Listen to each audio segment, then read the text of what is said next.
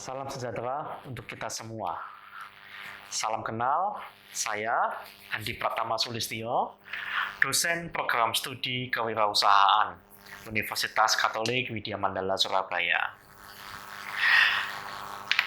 Saya adalah dosen di bidang marketing, maka perkuliahan yang akan saya bawakan saat ini adalah mata kuliah marketing dengan jumlah SKS 3 di semester 2.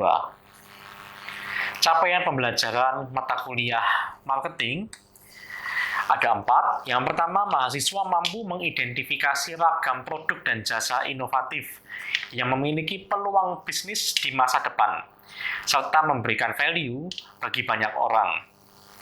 CPMK yang kedua, mahasiswa mampu merencanakan produk dan jasa inovatif yang punya peluang bisnis di masa depan. Perencanaan ini nanti akan tertuang dalam rencana produk value, perancangan harga, distribusi, komunikasi pemasaran, yang tentu saja sesuai dengan prinsip-prinsip pemasaran. CPMK yang ketiga, mahasiswa mampu mengidentifikasi dan menganalisis kondisi bisnis terkini, khususnya terkait dengan praktik-praktik pemasaran. CPMK yang keempat, mahasiswa mampu mengidentifikasi, menganalisa, dan mengelompokkan konsumen berdasarkan karakter, sikap, dan perilaku. Dari keempat CPMK ini, kami turunkan menjadi beragam sub-CPMK dan topik-topik perkuliahan. Di antaranya, mahasiswa akan belajar mengenai bagaimana konsep segmenting dan targeting.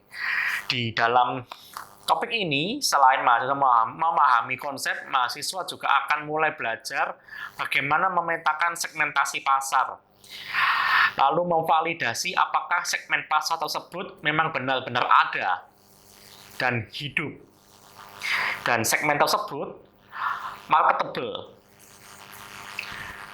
Lalu mahasiswa juga akan belajar bagaimana konsep mengenai value sebuah produk. Di sini mahasiswa juga akan membuat value proposition design dari sebuah produk.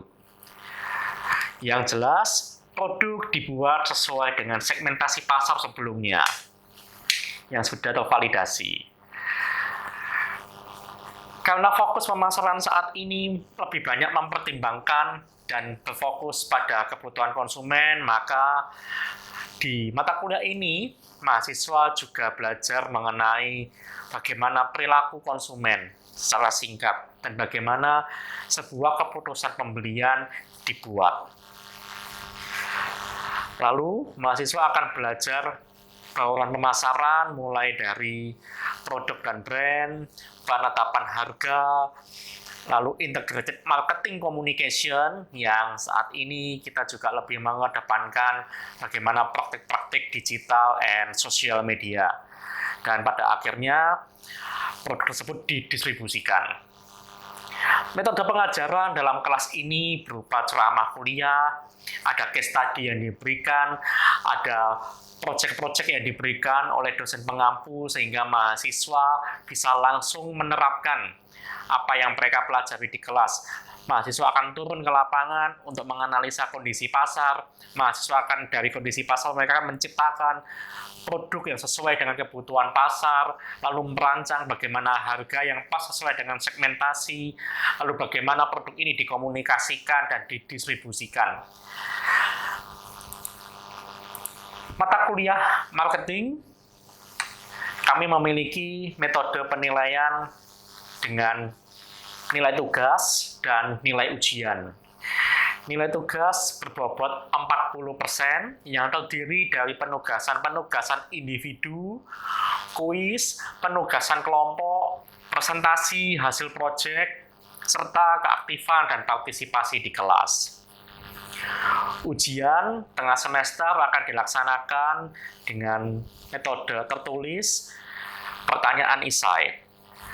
Sedangkan untuk ujian akhir semester dilaksanakan dengan presentasi marketing plan yang telah teman-teman mahasiswa siapkan selama 1 semester. Bobot dari kedua ujian ini adalah 60%. Buku-buku acuan yang dipakai, kami mengacu kepada buku yang diterbitkan oleh Philip Kotler, Marketing Management, edisi yang terbaru, serta jurnal-jurnal artikel penelitian, baik dari peneliti di luar maupun penelitian-penelitian yang telah dipublikasikan oleh dosen-dosen pengampu, termasuk penelitian-penelitian yang pernah saya buat di bidang marketing. Perkuliahan ini berlangsung dalam 16 kali, sesi 14 kali pertemuan di kelas, dan 2 kali ujian.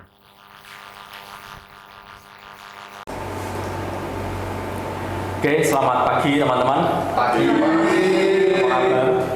Baik. Masih sehat? Sehat. Oke, yuk, sebelum kita mulai kelas, mari kita awali dengan doa. Saya akan pimpin secara Katolik. Dalam nama Bapa dan Putra dan Roh Kudus. Amin. Allah Bapa di surga, kami mengucap syukur atas kesempatan yang boleh Tuhan kasih untuk kami hari ini. Sekiranya berkati perkuliahan kami hari ini, semoga apapun yang akan saya sampaikan kepada teman-teman ini boleh berguna bagi kehidupan mereka, dan Tuhan berkati dan pimpin teman-teman mahasiswa ini sehingga boleh mendapat materi pengetahuan yang berfaedah untuk hidupnya. Kemuliaan kepada Bapa dan Putra dan Roh Kudus, seperti pada permulaan sekarang selalu sepanjang segala abad. Amin. Dalam nama Bapa dan Putra dan Roh Kudus. Amin. Amin. Oke, teman-teman, kita masuk ke pertemuan yang ke-10. Hari ini kita akan bahas salah satu marketing mix. Nah, masih ada yang ingat apa aja isinya marketing mix? Elis. Apa Elis? Isinya marketing mix? Boleh, pakai 7P. Produk, place, promotion, people, price, atau 7. Physical evidence, proses. Oke, hari ini kita akan bahas spesifik mengenai promotion. Tapi sebenarnya saya mau meluruskan sedikit ya, teman-teman. Yang disebut promotion itu harusnya ya, kata promotion itu adalah mempercepat pembelian. Sedangkan yang dimaksud di marketing mix promotion itu sebenarnya komunikasi pemasaran. So, topik saya hari ini kita akan sedikit bahas mengenai digital marketing. Oke, introduction-nya saja supaya teman-teman setidaknya tahu apa sih sebenarnya digital marketing. Oke. Kalau teman-teman masih ingat di pertemuan pertama ya, kita bahas mengenai definition of marketing, bla bla bla. Marketing itu apa sih? Marketing kan ini ya, segala hal mengenai activity, proses tentang creating, communicating, and delivering apa? Apa yang diciptakan, apa yang dikomunikasikan, apa yang dideliver.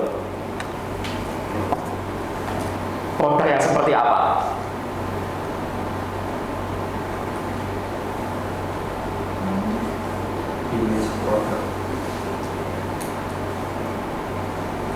Produk yang punya value.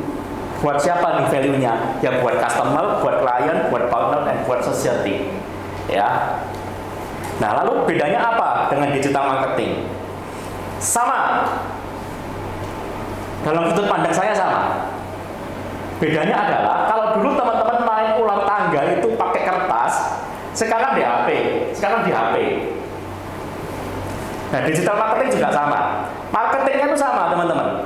Tetap create, tetap communicating, tetap delivering. Produk yang punya value, bedanya sekarang medianya digital. Yang sayangnya, istilah digital marketing itu selalu banyak orang membatasi, oh ini tentang upload nih di sosial media, bikin konten di sosial media. Ya, sayangnya seperti itu. Padahal kalau kita mau telah lebih dalam mengenai digital marketing, itu tidak hanya sekedar sosial medianya, sosial medianya itu sebenarnya hanya platformnya saja.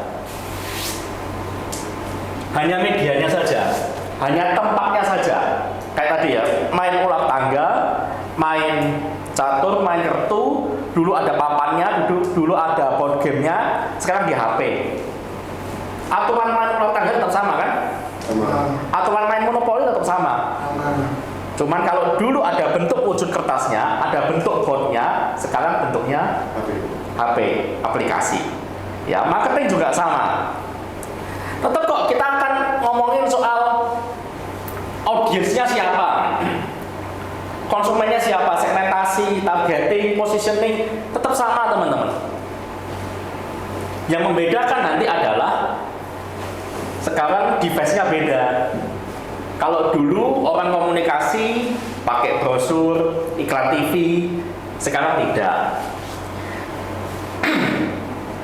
Platform yang digunakan, kalau dulu toko offline, atau mungkin sampai sekarang juga masih ada ya, toko offline, pasar, di mall, pasar. Sekarang ada e-commerce, ada sosial media, termasuk medianya ya. Nanti kita akan bahas lebih detail mengenai sosial medianya. Oke? Yang harus kita tahu, konsep dasarnya tetap sama teman-teman. Masih ingat mengenai AIDA? Apa aja AIDA? Awareness, interest, desire, Advocate.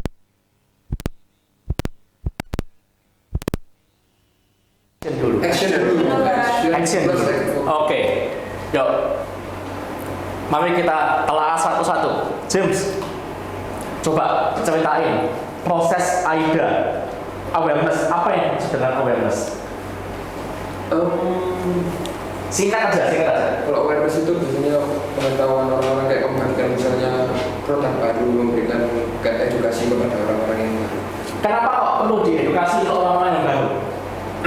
Karena biasanya kalau tentang produk baru itu kan orang tidak punya knowledge-nya tentang produk. Jadi kayak mungkin penggunaannya nggak ngerti, terus kayak orang itu mungkin juga punya banyak yang tidak sadar mungkin kayak akan produknya itu. Jadi akhirnya perlu diedukasi dulu supaya orang itu sadar dulu akhirnya mau coba. Oke, setuju. Pada tahap ini orang cenderung belum sadar akan adanya yang pertama produkmu, brandmu, atau bahkan mereka belum sadar bahwa mereka itu sebenarnya punya masalah yang harus diselesaikan dengan produkmu. Ketika mereka sudah sadar, tantangan berikutnya adalah membuat mereka tertarik. Oke, habis tertarik, membuat mereka, ayo beli dong. Jangan tunggu nanti-nanti. Beli, dan pada akhirnya kalau bisa, dia akan jadi brand ambassadormu tanpa dibayar. Dia dengan rela hati untuk ngomong, untuk merekomendasi produk, pakai produkmu.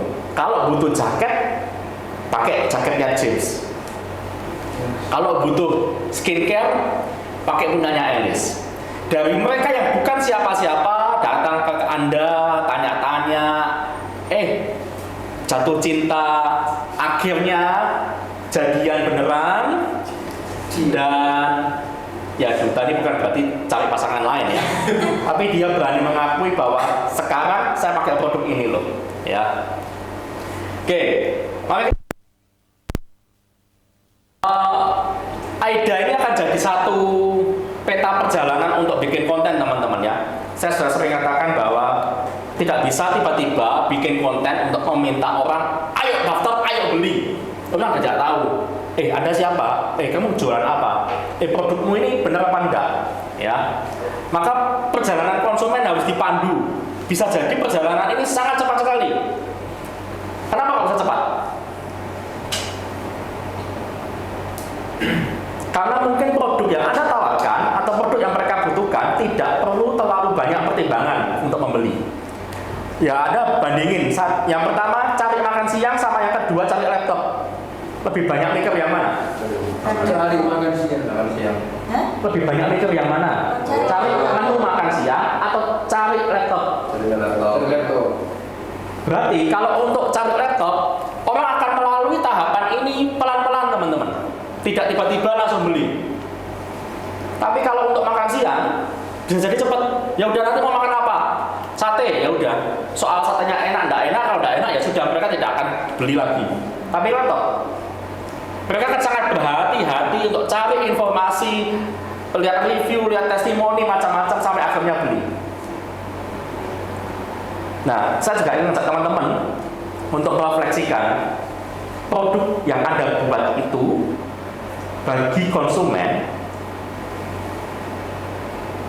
Ketika mereka butuh produkmu, mereka mikir banyak atau tidak. Bahasa marketingnya, produk yang Anda jual ini high involvement atau low involvement. Oh, Alice punya moisturizer. Ini low involvement, Pak. Karena kan semua orang pakai. Bisa jadi low involvement. Bagi yang pakai, bagi saya yang tidak pakai. High involvement. Karena saya tidak punya pengetahuan sama sekali apa itu moisturizer, apa bedanya dengan body lotion, apa bedanya dengan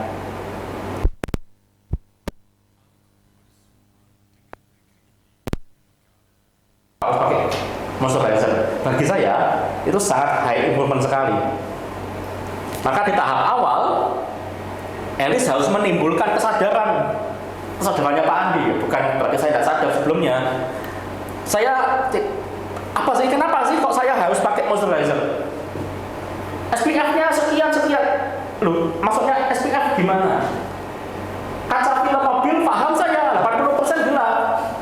Ya kan? Tapi ini SPF untuk badan, bukan kaca mobil ya. Maka di tahap ini konten-konten yang harus dibuat itu menyadarkan konsumen, mengenalkan solusi atau masalah, termasuk ya kenalkan bisnis Anda. Ya. Tahap kedua, sudah tahu moisturizer apa, kebutuhannya seperti apa. Tapi sebentar deh, rasanya apa ya saya perlu moisturizer? Atau sebulan aja loh cukup. Toh, kalau seandainya saya terlalu sering naik sepeda motor, kulit saya gosong, kan lebih baik saya beli jaketnya jeans ya daripada moisturizernya itu Alice. Tapi kenapa kok saya harus pakai moisturizernya Alice?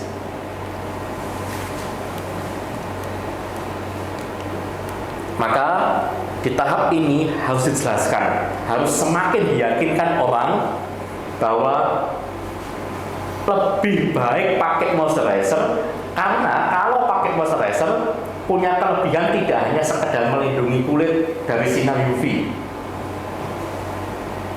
lebih punya keunggulan daripada sekedar Bapak ini hanya pakai jaket saja.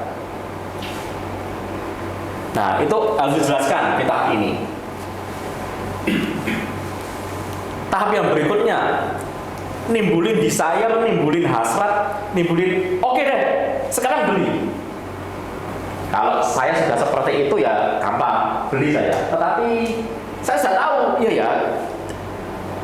Ternyata saya memang lebih butuh moisturizer. Pakai moisturizer itu lebih menguntungkan buat saya. Toh harganya murah. Tapi nanti dulu deh belinya. Kan tidak urgent banget. Kalau saya tidak pakai produk moisturizer pun saya masih hidup kok.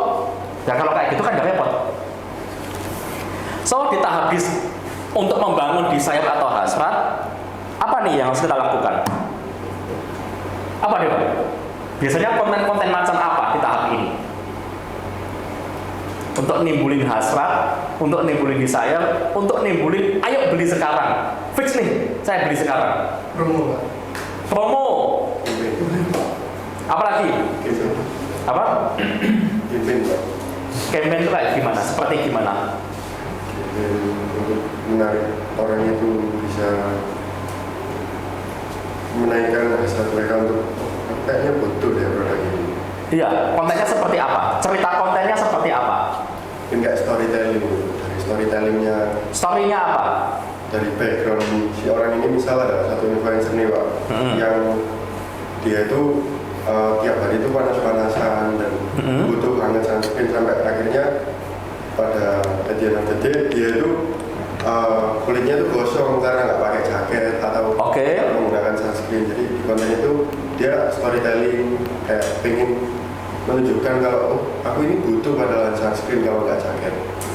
Oke, setuju saya dengan dua jawaban ini. Yang pertama tadi ya, memberikan promo, setuju. Yang kedua, jawabanmu memberikan pembuktian, memberikan contoh, memberikan case bahwa kalau tidak pakai produk ini, saya dapat konsekuensi. Kata lainnya mungkin kita bisa kasih testimoni teman-teman untuk semakin meyakinkan orang bahwa produkmu berfaedah, produk Anda bermanfaat, produk Anda ini benar-benar aman untuk dipakai. Testimoni penting sekali teman-teman. Yang kedua, ya adanya potongan harga, buy one get one, segala macam gimmick promosi, kasih tester, seperti itu. Tahap berikutnya, harusnya ya, harapan kita semua, dia beli. Kalau sudah beli, sebisa mungkin buat konsumen jadi duta produkmu.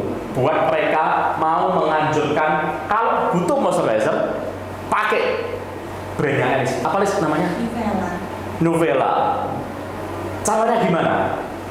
Supaya orang mau, supaya saya sebagai konsumennya Nuvela itu dengan senang hati merekomendasikan Nuvela ke orang lain.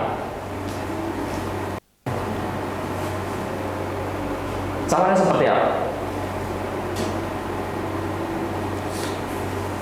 Membangun kepercayaan. Pasti, ya. Pasti kalau saya sudah percaya dengan produknya, percaya dengan brandnya, harusnya sih otomatis saya akan dengan bangga mengumumkan ke banyak orang, saya pakai Nuvela. Tetapi ini gimana caranya supaya agak sedikit dipaksa gitu? Dikasih gratisan satu lagi. Kalau mau promosi di IG nanti tak kasih gratisan satu lagi atau potongan. Setuju. Salah satu kontennya adalah ngasih giveaway, ngasih potongan kalau kamu ajak teman. Namanya customer relationship, teman-teman. Ya, itu kita akan bahas di pertemuan yang lain. Oke, beri hadiah ya buat konsumen. Nah, teman-teman, perjalanan ini harus dikonvert. Perjalanan konsumen tadi AIDA Plus itu harus dikonvert ke dalam bentuk konten yang akan Anda unggah ke sosial media. Oke.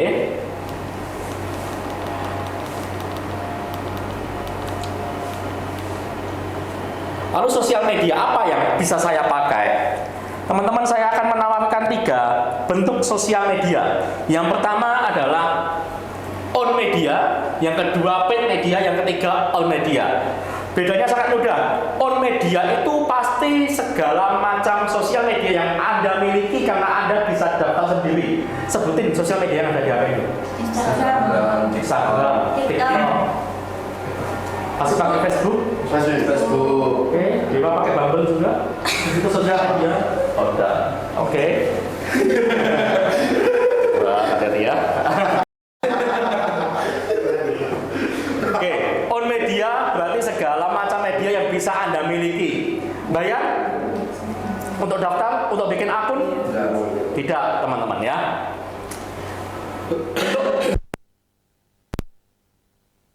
Paid media, media berbayar. Biasanya Anda harus dengan sengaja membayar untuk dapat fasilitas segala macam konten yang berlevel atau iklan berbayar pasti bayar. Ya. Apa faedahnya paid media dibanding on media? On media, konten yang kamu buat ya hanya ditonton sesuai dengan jumlah followersmu itu.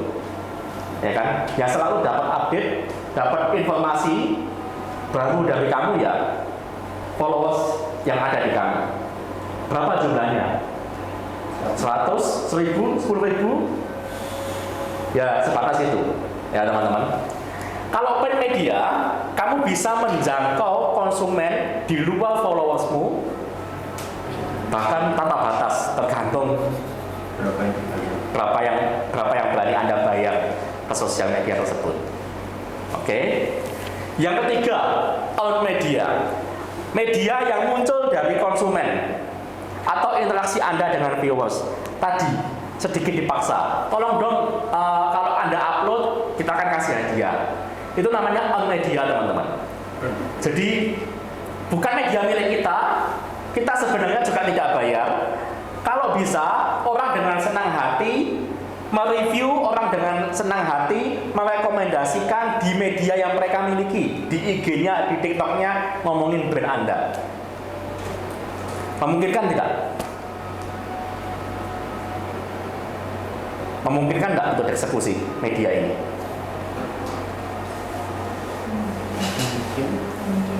Mungkin, sangat mungkin sekali teman-teman.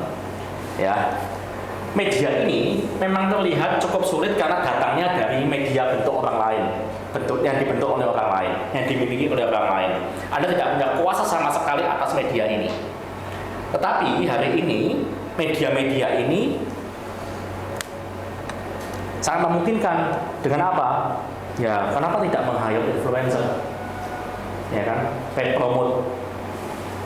Atau sebenarnya koran-koran, akun-akun IG yang berfollowers banyak kan membuka kesempatan untuk collabs dengan brand.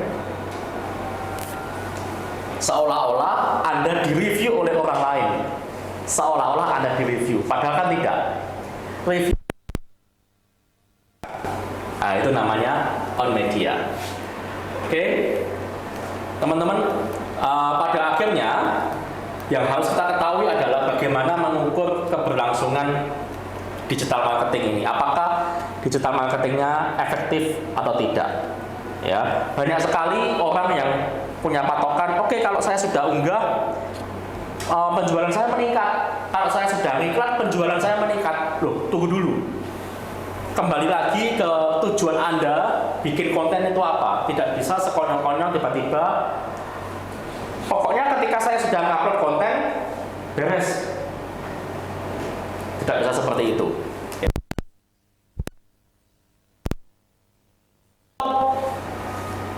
Harus dievaluasi dengan berapa sih jumlah yang view, berapa jumlah yang like. Apakah ada penambahan followers? Tidak bisa tiba-tiba omset saya nambah. Oke. Konten-konten yang tujuannya untuk membangun interest diukur dengan berapa jumlah interaksi antara viewers dengan kamu. Ada yang tanya enggak? Ada yang DM tidak? Ada yang hubungin kamu tidak? Oke, dari yang hanya sekedar view, tanya. Berarti kan sudah semakin mengerucut dia punya potensi terbeli kan? Dia semakin tertarik kan? Konten-konten desire, ya harus dicek berapa nih yang meredeem, berapa nih yang menebus, berapa ini yang ambil bagian dalam promosimu, diskonmu, ya. Action baru nih ngomongin apakah ada peningkatan omset, ada peningkatan quantity penjualan, ada peningkatan konsumen baru. Advocate dilihat dari adanya peningkatan jumlah konsumen, dan satu lagi nih, apakah konsumen yang sama berani belanja lebih banyak, berani keluar lebih banyak dibanding pengalaman belanja yang pertama. Oke, teman-teman, ini sedikit pengantar mengenai digital marketing, karena harapan saya di kelas ini kita akan lebih banyak diskusi, teman-teman akan lebih banyak mencoba. Maka di pertemuan berikutnya saya sudah siapkan satu worksheet ya di Adlink, di LMS kita, yang worksheet ini isinya adalah 5 goals digital marketing. Saya minta teman-teman untuk menskenariokan setiap goals dari digital marketing ini. Awareness, mau bikin konten apa, storytellingnya gimana, interest, desire, action, dan advocate, silakan diskenariokan.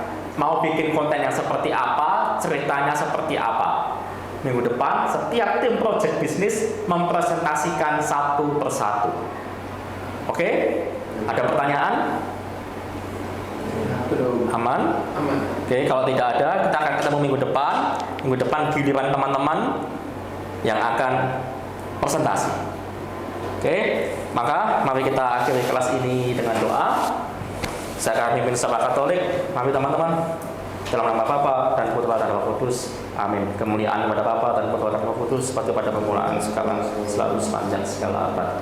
Amin. Dalam Bapa, Putra dan Roh Kudus. Amin. Terima kasih.